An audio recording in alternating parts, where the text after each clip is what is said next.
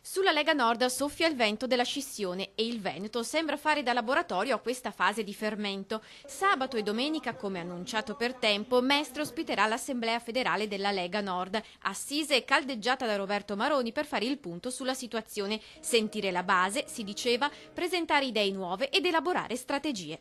Ma nelle agende padane, a seconda della corrente seguita, spicca un altro appuntamento e a pochi chilometri di distanza dall'evento ufficiale. A Venezia, Palazzo Giovannelli, sabato ore 12, Giuseppe Leoni, come dire Lega Lombarda e Bossi, presenta la nuova associazione Padania Libera e solo poche settimane fa nasceva prima il Veneto Punto.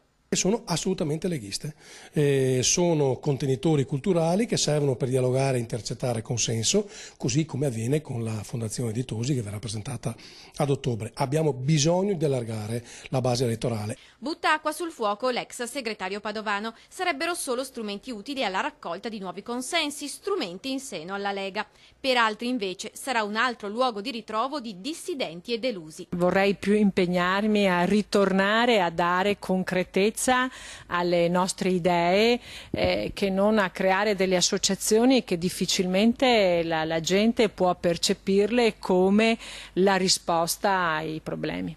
Si rischia insomma di far perdere la bussola all'elettorato. Ancora qualche chilometro e arriviamo a Treviso, dove la Lega ha perso il capoluogo, si sono consumate cene avvelenate e è arrivato l'ennesimo commissariamento.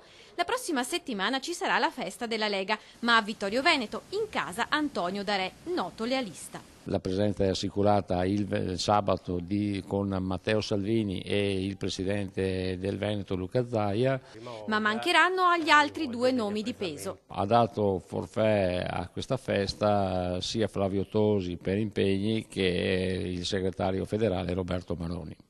Una festa che vuole già essere una volata per Salvini, che si candida a segretario federale. La sostituzione, diciamo, di Roberto Maroni con Matteo Salvini, una persona estremamente capace. Sono i nuovi venti in seno alla Lega.